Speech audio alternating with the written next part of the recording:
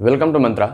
मैं चंदन कुमार आज आप लोगों के समक्ष एक टॉपिक लेकर आया हूँ। उस टॉपिक का नाम है अलजेब्राइक एक्सप्रेशन। ठीक है, तो आज हम लोग अलजेब्राइक एक्सप्रेशन पढ़ेंगे, जिसमें देखेंगे कि अलजेब्राइक एक्सप्रेशन होता क्या है और इसमें बहुत सारे वर्ड्स आएंगे।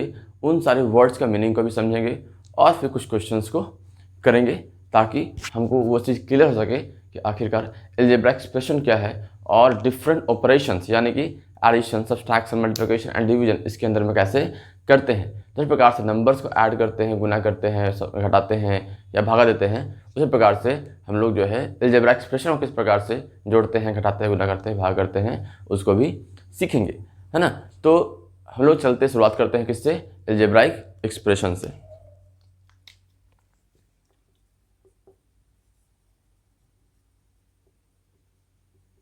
अलजेब्राइक एक्सप्रेशन,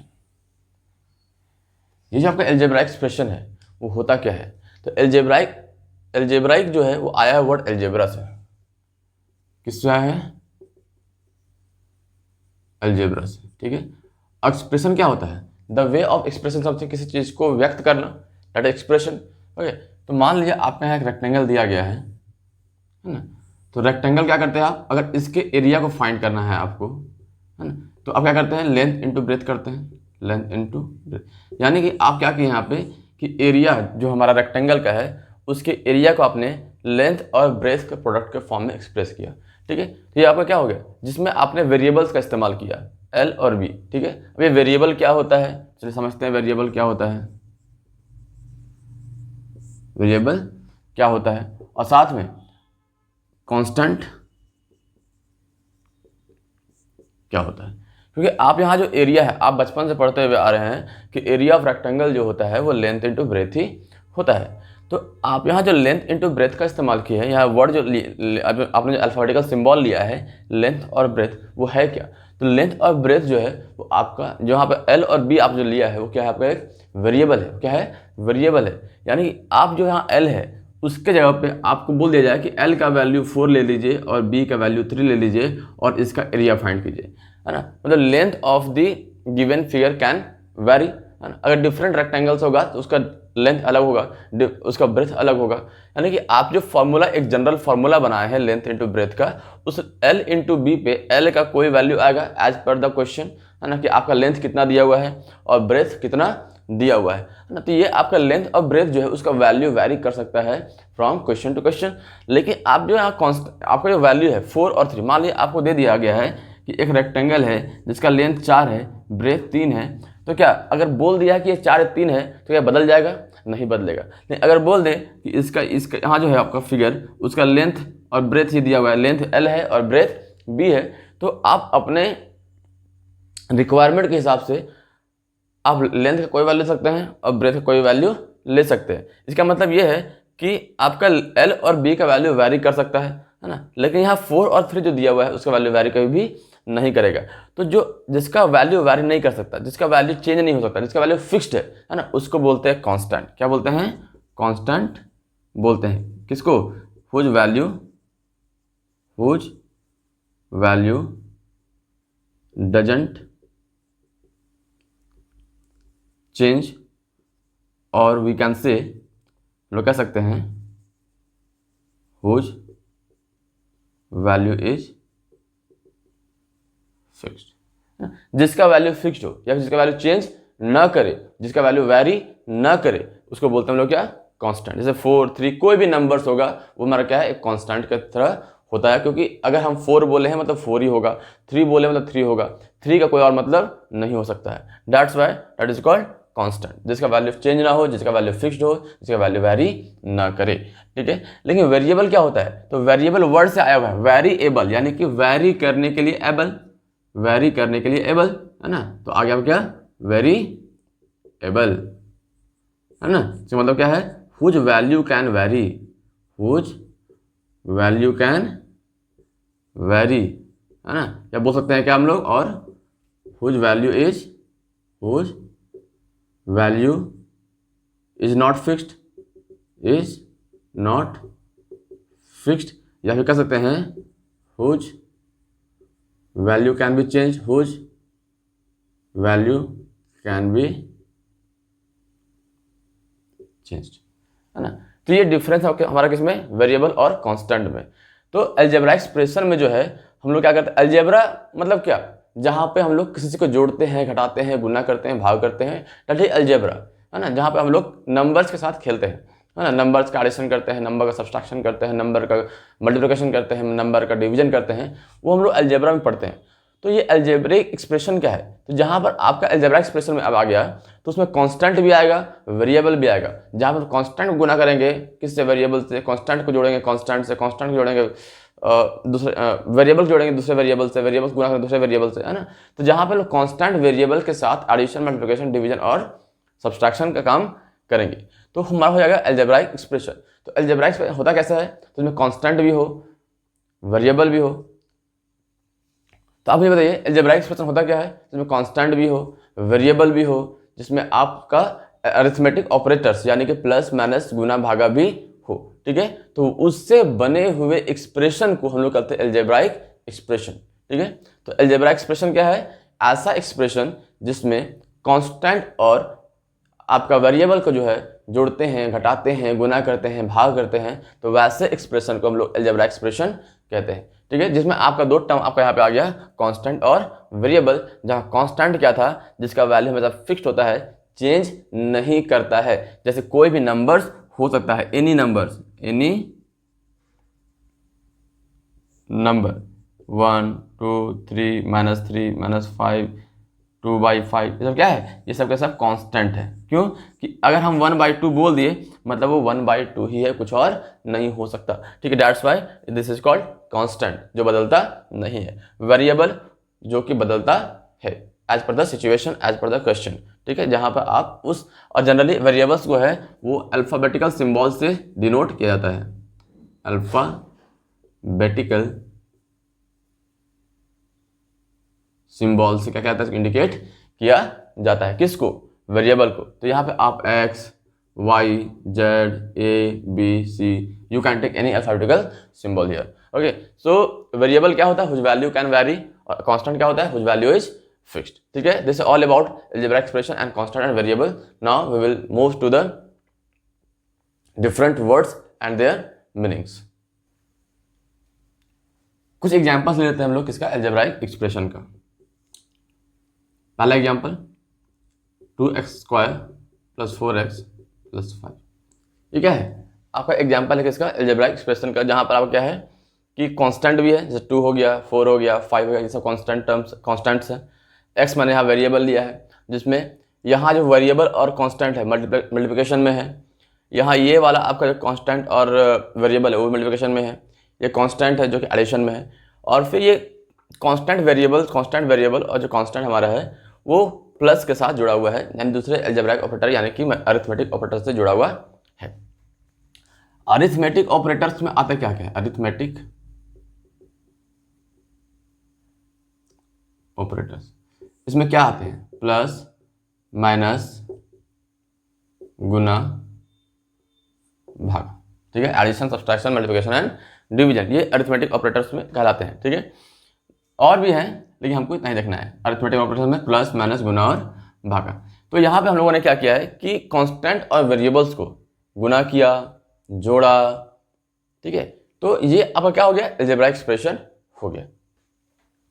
और भी यहाँ पर आप ले सकते हैं 2x + y, ये भी क्या है, यहाँ पे 2 वेरिएबल्स है जिसको मैंने क्या किया है, जोड़ा है, और साथ में 2 एक कांस्टेंट है जिसको मैंने गुना किया किससे, वेरिएबल x, ठीक है। तो ये आपका अलजेब्रिक एक्सप्रेशन क्या हो गया, आपका एग्जाम्पल्स हो गए, है ना। अब चलते हैं कुछ और वर्ड्स के साथ, जैसे कि टर्म्स क्या होता है ना, उसका देखिएगा कोफिशिएंट क्या होता है, कोफिशिएंट क्या होता है, टर्म्स क्या होता है, और फिर देखेंगे कि किस प्रकार से हम लोग लाइक टर्म्स क्या होते हैं, अनलाइक टर्म्स क्या होते हैं, उसको भी हम लोग समझते हुए चलेंगे। और फिर हम लोग अलजेब्रिक एक्सप्रेशन में क्या करेंगे, एडिशन, सब्सट्रैक्शन, डिवीजन और मल्टीप्लिकेशन को समझेंगे, ठीक है। टर्म्स, टर्म क्या होता है, तो टर्म जो होता है वो बनता है किससे, product of constant and variables form by product of constants and variable. ये बनता किससे है? तो कांस्टेंट और वेरिएबल के प्रोडक्ट से बनता है। अब कांस्टेंट और प्रोडक्ट के अगर प्रोडक्ट से बनता है तो कैसे बनेगा? 2x 5y square 3z pq 9x abc। तो आप यहाँ पे देख पा रहे होंगे कि मैंने क्या किया है कि कांस्टेंट को वेरिएबल को मल्टीप्लाई किया है। कांस्टेंट को वेरिएबल 2 बार ले लिया, यहाँ पे y का स्क्वायर ले लिया, 3z p किया 3 वेरिएबल ले लिया, x a b c यहाँ 4 वेरिएबल ले लिया। तो मैंने यहाँ जो टर्म्स बनाए हैं वो कैसे बनाए हैं? तो मैंने वेरिएबल्स को और कांस्टेंट को, वेरिएबल को और कांस्टेंट का क्या मैंने मल्टीप्लाई किया है। तो टर्म्स बनते कैसे हैं? तो कांस्टेंट और वेरिएबल के प्रोडक्ट से बनते हैं, जहाँ पर मैंने 2 और x को मल्टीप्लाई किया, एक टर्म बना, 5 और y स्क्वायर को मल्टीप्लाई किया था, यहाँ एक टर्म बना, 3 और z p q को मल्टीप्लाई किया तो यहाँ एक टर्म बना, 9 x a b c को मल्टीप्लाई किया तो यहाँ एक टर्म बना। तो टर्म बनते कैसे हैं? तो कांस्टेंट और वेरिएबल के प्रोडक्ट से बनते हैं। ठीक है, अब टर्म्स को जो है 2 पार्ट में डिवाइड किया गया है। कौन कौन से टर्म में 2 पार्ट किया गया? कौन कौन से पार्ट है? एक है लाइक टर्म और दूसरा है अनलाइक टर्म। हमें ये बताइए कि लाइक टर्म और अनलाइक टर्म में डिफरेंस क्या है? तो लाइक टर्म का मतलब होता है, जैसे एग्जांपल लेते हैं पहले, 2x square 5x square 6x का स्क्वायर। तो यहां आप देख पा रहे होंगे कि मैंने जो वेरिएबल का पावर लिया है, पहली बात वेरिएबल भी सेम है और वेरिएबल का पावर भी क्या है? सेम है। तो लाइक टर्म वैसे टर्म को कहते हैं जिसके साथ जो बहुत सारे अगर आपको दिए गए हैं टर्म्स, उसमें आपको देखना है कि सबके साथ जो वेरिएबल है वो वेरिएबल सेम है कि नहीं है। तो हम देखें कि यहाँ भी x है, यहाँ भी x है, यहाँ भी x है। फिर आपको एक चीज और देखना है कि वेरिएबल के ऊपर पावर सेम है कि नहीं है। तो यहाँ भी 2 है पावर में, यहाँ भी 2 है पावर में, यहाँ भी पावर में क्या है? 2 है। तो इसलिए ये कैसा टर्म हो गया? ये तीनों क्या हो गए? लाइक टर्म हो गया, क्योंकि वेरिएबल सेम है और वेरिएबल का पावर भी सेम है। तो लाइक टर्म होता क्या है? लाइक टर्म का मतलब होता है terms with same variable and same power. जो वेरिएबल होगा वो सेम होना चाहिए और वेरिएबल का जो पावर होगा वो भी क्या होना चाहिए? सेम होना चाहिए। और कुछ एग्जांपल्स लेते हैं। 2x square y 2yx square. अब देख पा रहे होंगे ये दोनों भी लाइक टर्म्स हैं। तो कैसे? यहाँ तो x स्क्वायर पहले है या x स्क्वायर बाद में है या y बाद में है या y पहले। ये लाइक टर्म कैसे हुआ? तो आपको वो देखना नहीं है कि बाद या पहले है, ऑर्डर मतलब नहीं मैटर नहीं करता है। ठीक है, तो आपको देखना क्या है कि यहाँ जो वेरिएबल्स इन्वॉल्व है, यहाँ x है, यहाँ भी x है, x पावर 2 है, यहाँ भी x पावर 2 है, यहाँ y है, यहाँ भी y है, यहाँ y का पावर 1 है, यहाँ भी y पावर 1 है। कुछ नहीं लिखा होता मतलब 1 होता है। ठीक, कुछ नहीं लिखा होता मतलब वहाँ क्या होता है? 1 होता है। तो यहाँ देख पा रहे हैं वेरिएबल भी सेम है और वेरिएबल का पावर भी सेम है, रेस्पेक्टिव वेरिएबल। ऐसा नहीं है कि y का पावर यहाँ दिख रहा है, यहाँ x का पावर दिख रहा है, ऐसा नहीं होना चाहिए। यहाँ अगर y का पावर 1 है तो यहाँ भी y का पावर 1 होना चाहिए, x पावर 2 है यहाँ भी x पावर 2 होना चाहिए। ठीक है, तो ये क्या लगा क्या? लाइक टर्म, जहाँ पर जो आपके वेरिएबल्स होंगे वो सेम होंगे और वेरिएबल का जो पावर होगा वो भी क्या होगा? सेम होगा, उसको बोलेंगे लाइक टर्म। अगर ऐसा नहीं होता है तो उसको बोलते हैं हम लोग क्या? Unlike term.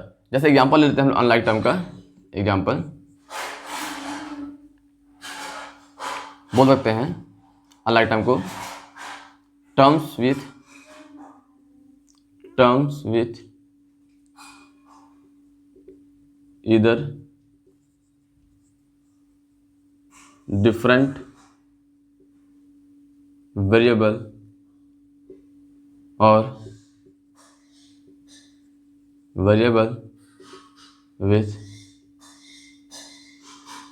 Different power. ठीक है, तो ऐसा टर्म या तो वेरिएबल मैच ना करे या फिर वेरिएबल मैच तो करे लेकिन उसका पावर मैच न करे, तो वैसे टर्म्स को बोलते हैं लोग क्या, अनलाइक टर्म्स। एग्जांपल लेते हैं 2x² y 2y² x।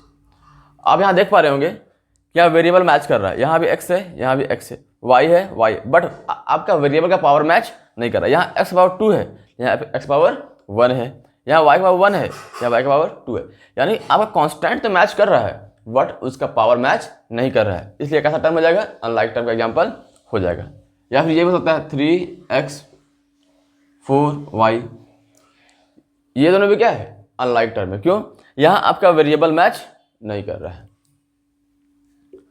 3x² 4x, यहाँ वेरिएबल मैच कर रहा है बट यहाँ पावर 2 है, यहाँ पावर 1 है, ठीक है।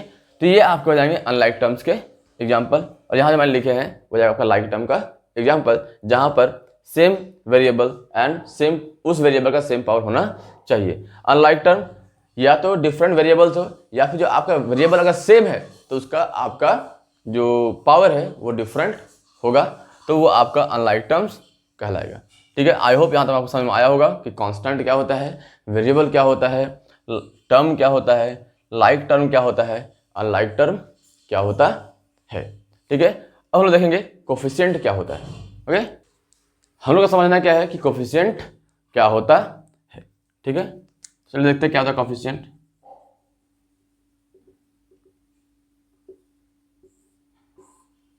जो डिफरेंट वर्ड्स है इसमें, अगर उसका मीनिंग आपको समझ में नहीं आएगा तो हो सकता है आपको उसके प्रॉब्लम्स को सॉल्व करने में दिक्कत हो सकती है, क्वेश्चन सॉल्व करने में दिक्कत हो सकती है, ठीक है। अब कोफिशिएंट क्या होगा, मान लिया जाए कि आपको कोई दिया गया है टर्म, दिया गया है ना, अब उस टर्म में उसके साथ जो कांस्टेंट मल्टीप्लिकेशन में है, जो आपको टर्म दिया गया है उस टर्म में जो नंबर मल्टीप्लिकेशन में है उस नंबर को उस टर्म का कोफिशिएंट कहते हैं।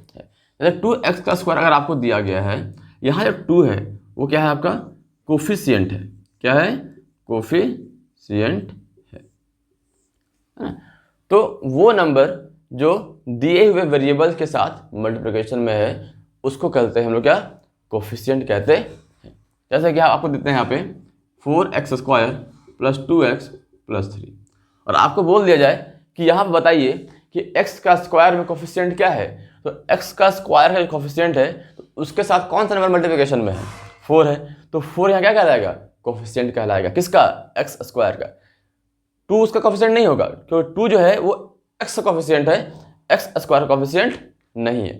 तो अगर पावर बदल गया तो टर्म भी क्या होता है, बदल जाते हैं, वो लाइक टर्म नहीं रहते, अनलाइक टर्म होते हैं। तो जब टर्म अनलाइक है, एक जैसा नहीं है, तो उसको कोफिशिएंट मैच नहीं करेगा, है ना। तो यहाँ x² का कोफिशिएंट पूछेगा तो x² कोफिशिएंट क्या होगा, 4 होगा। अगर x का कोफिशिएंट पूछेगा तो x का कोफिशिएंट क्या होगा, 2 होगा। तो डिफरेंट टर्म्स में डिफरेंट कोफिशिएंट होते हैं, सेम भी हो सकते हैं, वो डिपेंड करता है कि उसके साथ कौन सा नंबर मल्टीप्लिकेशन में है।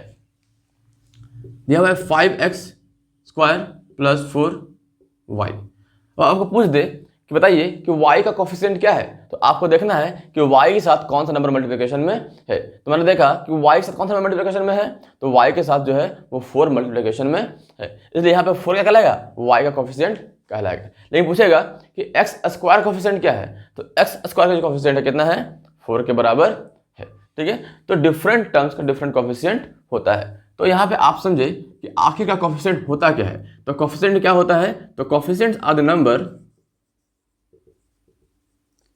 Coefficients are the numbers which are in product या फिर multiplication with the given variable, ठीक है। तो कोफिशिएंट वैसे नंबर्स है जो कि वेरिएबल के साथ मल्टीप्लिकेशन में होते हैं। आई होप कोफिशिएंट समझ में आया होगा। Based on their nature coefficient 2 प्रकार का होता है, एक को बोलते हैं हम लोग न्यूमेरिक कोफिशिएंट, एक को बोलते हैं हम लोग लिटरल कोफिशिएंट। जो आपको शायद बता देता हूँ। एक होता है न्यूमेरिक कोफिशिएंट, दूसरा क्या होता है अल्फाबेटिक कोफिशिएंट। न्यूमेरिक कोफिशिएंट क्या होता है, जहाँ पे आपका जो कोफिशिएंट लिखा हुआ है, यहाँ तो आपको क्लियरली मेंशन्ड है कि यहाँ इसका कोफिशिएंट 5 है, यहाँ y कोफिशिएंट 4 है। लेकिन अगर आपको कुछ इस प्रकार दे दे ax square plus bx plus c, तो यहाँ और आपको बोल दे कि a b c r constant है ना, यहाँ बोल दे कि a b और c क्या है, कांस्टेंट है। तो आप देख पा रहे होंगे कि यहाँ कांस्टेंट तो बोल दिया, but that constant is not any number, वो कोई नंबर नहीं है। ठीक है, तो जब वो कांस्टेंट बता दिया वो कांस्टेंट है बट वो नंबर नहीं लिखा हुआ है, तो वो क्या है, तो आपका उस नंबर का सिंबॉलिक रिप्रेजेंटेशन है। तो जहां नंबर का सिंबॉलिक रिप्रेजेंटेशन आ गया, that type of constant is called literal constant. ठीक है, तो दो प्रकार का कांस्टेंट होता है, एक होता है आपका न्यूमेरिक कांस्टेंट, एक होता है आपका लिटरल कांस्टेंट, न्यूमेरिक कोफिशिएंट, और दूसरा होता है क्या, लिटरल कोफिशिएंट। यहाँ जो एक्स स्क्वायर कोफिशिएंट है वो क्या है, ए है, यहाँ क्या है, बी है, यहाँ क्या है, सी है। तो यहाँ जो कोफिशिएंट दिखाया गया वो अल्फाबेटिकल सिंबल के माध्यम से दिखाया गया। तो that kind of constant is called literal constant. Literal, बार मैं कांस्टेंट बोल रहा हूं, कोफिशिएंट होगा लिटरल कोफिशिएंट। ठीक है, लेकिन वैसा जो नंबर्स होंगे तो लिखा हुआ है 2x square plus 4x plus 2।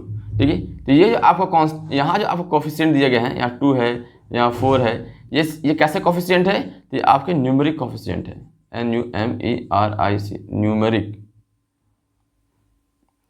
NUMERIC, numeric coefficient. ठीक है, तो दो प्रकार के कोफिशिएंट होते हैं। अगर अल्फाबेटिकल कांस्टेंट दिखाया गया है, कांस्टेंट के माध्यम से कोफिशिएंट्स हो गया किया गया है, तो आपका लिटरल कोफिशिएंट होगा। लेकिन अगर नंबर्स के माध्यम से कोफिशिएंट्स किए गए हैं तो आपका न्यूमेरिक कोफिशिएंट होगा। आई होप यहाँ तक आपको समझ में आया होगा। हम लोग आगे की ओर बढ़ते हैं। अब जो है अलजेब्राइक एक्सप्रेशन को based on the number of terms and based on the degree, बताऊंगा डिग्री क्या होता है, लेकिन based on the number of terms जो मैंने बताया अभी कि टर्म्स के आधार पर अलजेब्राइक एक्सप्रेशन को जो है वो डिफरेंट टाइप्स में डिवाइड किया गया, क्लासिफाई किया गया है। ठीक है, तो वैसे अलजेब्राइक एक्सप्रेशन जिसमें नंबर ऑफ टर्म्स एक हो, है ना, उसको बोलते हैं हम लोग क्या, मोनोमियल। क्या बोलते हैं, मोनोमियल। वैसे अलजेब्राइक एक्सप्रेशन जिसमें दो टर्म्स हो उसको बोलते हैं हम लोग क्या, बायनोमियल, है ना। और वैसे अलजेब्राइक एक्सप्रेशन जिसमें 3 टर्म्स हो उसको ट्राइनोमियल, है ना। एक जनरल नाम रखा गया है जिसमें एक से अधिक टर्म्स हो, क्या हो, एक से अधिक टर्म्स हो, उसको बोलते हैं पॉलिनोमियल। ठीक है, तो यहां पर जो है based on the number of terms algebraic expression can be classified into monomial, binomial,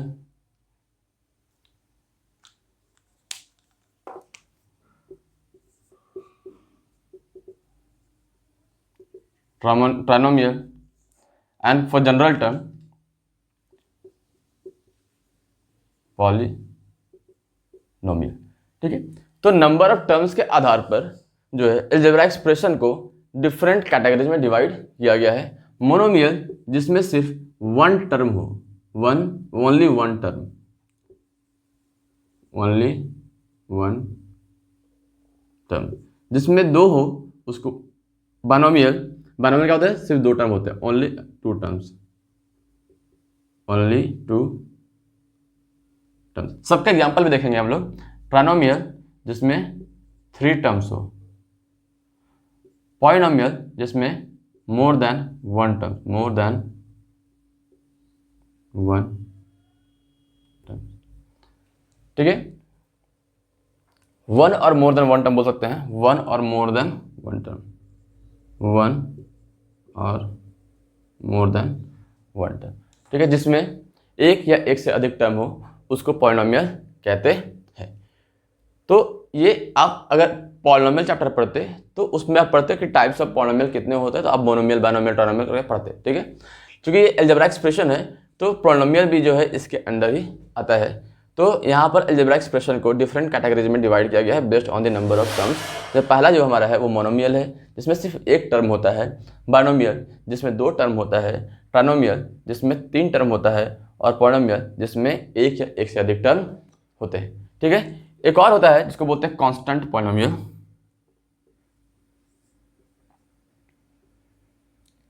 constant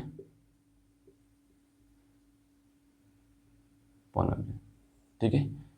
इसको लोग देखेंगे कुछ देर में, है ना। मोनोमियल क्या होता है, जिसमें क्या हो, सिर्फ एक टर्म हो। एक टर्म यानी कि सिंगल टर्म, जैसे 2x² लिखा हुआ है, ये एक मोनोमियल है, इसमें एक ही टर्म है क्योंकि कोई भी दूसरा टर्म इसके साथ एडिशन या सब्सट्रैक्शन में नहीं है, ठीक है। तो चूंकि कोई भी टर्म इसके साथ सब्सट्रैक्शन या एडिशन में नहीं है, इसलिए क्या हो गया, ये मोनोमियल हो गया। लेकिन अगर ये वाला एग्जाम्पल ले 2x + y², तो आप देख पा रहे होंगे यहाँ पे 2 टर्म है जो कि एडिशन के साथ जुड़े हुए हैं, तो ये आपका कहलाएगा बाइनोमियल जहाँ पे 2 टर्म हो। जहाँ पर आपका सिंगल टर्म हो उसको बोलते हैं मोनोमियल, जिसमें कोई भी दूसरा टर्म एडिशन या सब्सट्रैक्शन में नहीं होता है। यह आपका बाइनोमियल है क्योंकि यहाँ पर 2 टर्म है जो एडिशन में है। और भी एग्जाम्पल्स आप ले सकते हैं 4x + 5, ये भी क्या आपका एक बाइनोमियल है जहाँ पर 2 टर्म जो है वो आपका एडिशन के साथ में है, ठीक है। अब आता है ट्राइनोमियल। ट्राइनोमियल क्या होता है, जिसमें 3 टर्म हो। कितना टर्म हो, 3 टर्म हो, जैसे कि 4x + 5 + 6y। आप देख पा रहे होंगे यहाँ 3 टर्म है, 4x, 5 और 6y। तो जहाँ पर 3 टर्म हो उसको बोलते हैं ट्राइनोमियल। आप देख पा रहे होंगे कि सब में नोमियल नोमियल नोमियल नोमियल। इस नोमियल का मतलब क्या है, इस नोमियल का मतलब होता है टर्म। क्या होता है, टर्म। अब मोनो मतलब 1 होता है, जिसमें 1 टर्म हो उसको मोनोमियल। बाई मतलब 2 होता है, नोमियल मतलब टर्म होता है, तो ये हो गया क्या आपका बाइनोमियल। ट्राई मतलब 3, नोमियल मतलब टर्म होता है, तो ये हो गया ट्राइनोमियल। तो जिसमें 3 टर्म हो ट्राइनोमियल, जिसमें 2 टर्म हो बाइनोमियल, जिसमें 1 टर्म हो मोनोमियल कहलाता है, और जिसमें एक या एक से अधिक टर्म हो उसको पॉलिनोमियल कहते हैं, ठीक है। अब यहाँ कांस्टेंट पॉलिनोमियल क्या है, तो कांस्टेंट पॉलिनोमियल का मतलब होता है वेरिएबल तो साथ में हो, है ना, लेकिन वेरिएबल जो हो आपका वो उसका पावर 0 हो। क्या हो, उसका पावर 0 हो। तो हम लोग यहाँ पर इसको नहीं पढ़ना है, इसको क्लासिफाई करेंगे हम किसके आधार पर, तो based on the degree, based on the degree. देखिए उसके पहले इसके अंदर नहीं, एक और चीज है जो मैं भूल गया था बताना, वो क्या है, कांस्टेंट टर्म क्या होता है। कांस्टेंट टर्म क्या होता है, ठीक है। तो कांस्टेंट टर्म क्या होता है, तो ये भी एक टर्म ही है, जैसे कि लिखा हुआ है 2, है ना। आपको एक टर्म बताया गया 2x² लिखा गया है, तो ये एक टर्म है आपका जहां पर वेरिएबल है, इसका पावर कितना है, 2 के बराबर है। लेकिन कांस्टेंट टर्म में क्या होता है कि कोई भी वेरिएबल प्रोडक्ट में नहीं होता है, अगर होता भी है तो उसके मात्रा में क्या होता है, पावर में 0 होता है। और आपको पता होगा कि कोई भी नंबर पावर 0 करते हैं इसका वैल्यू कितना हो जाता है, 1 के बराबर हो जाता है। तो 2 × x का पावर 0 हो गया, मतलब ये क्या हो गया, 2 × 1 हो गया = 2। यानी ये भी क्या है, कांस्टेंट टर्म है। कांस्टेंट मतलब जहां वैल्यू क्या हो, फिक्स्ड हो, चेंज ना करता हो, या फिर अगर वेरिएबल साथ में हो तो उसका पावर क्या हो, 0 के बराबर हो। क्योंकि अगर किसी का पावर 0 करते हैं तो वैल्यू क्या हो जाता है, 1 के बराबर हो जाता है, ठीक है। आई होप यहाँ तक आपको दिक्कत नहीं रही होगी। अब जो है हम लोग समझेंगे classification of algebra expression based on the degree, लेकिन उससे पहले डिग्री क्या होता है वो भी समझ लेते हैं। Degree of algebraic expression. कोई भी अलजेब्राइक एक्सप्रेशन अगर आपको दिया गया है उसका डिग्री कैसे निकालते हैं, तो मान लिया आपको दिया गया है एक अलजेब्राइक एक्सप्रेशन 2x² + 4x + 2, ये आपको एक अलजेब्रिक एक्सप्रेशन दिया गया है। तो आपको देखना है कि यहाँ जितने वेरिएबल्स इन्वॉल्व है, वेरिएबल्स, ठीक है, जितने वेरिएबल्स इन्वॉल्व है उस वेरिएबल का जो हाईएस्ट पावर होगा, तो यहाँ पर जो आपका वेरिएबल है, यहाँ कोई वेरिएबल आपको दिखाई नहीं दे रहा है, यहाँ वेरिएबल है, लेकिन यहाँ जो वेरिएबल है वहाँ पर वेरिएबल का पावर क्या है, 0 के बराबर है, ठीक है। तो यहाँ जो है आपको 3 टर्म दिए गए, तीनों टर्म में वेरिएबल है, ठीक है। यहाँ पे x² है, यहाँ पे x है, या x पावर 0 है, यहाँ कुछ नहीं लिखा मतलब यहाँ 1 है, ठीक है। तो आपको देखना है कि वेरिएबल में से सबसे अधिक पावर कौन से वेरिएबल पर है।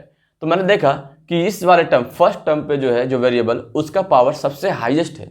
तो जो हाईएस्ट पावर होगा वही उस अलजेब्रिक एक्सप्रेशन का डिग्री कहलाएगा, ठीक है। तो डिग्री ऑफ अलजेब्रिक एक्सप्रेशन क्या होता है? Highest power, highest power of the given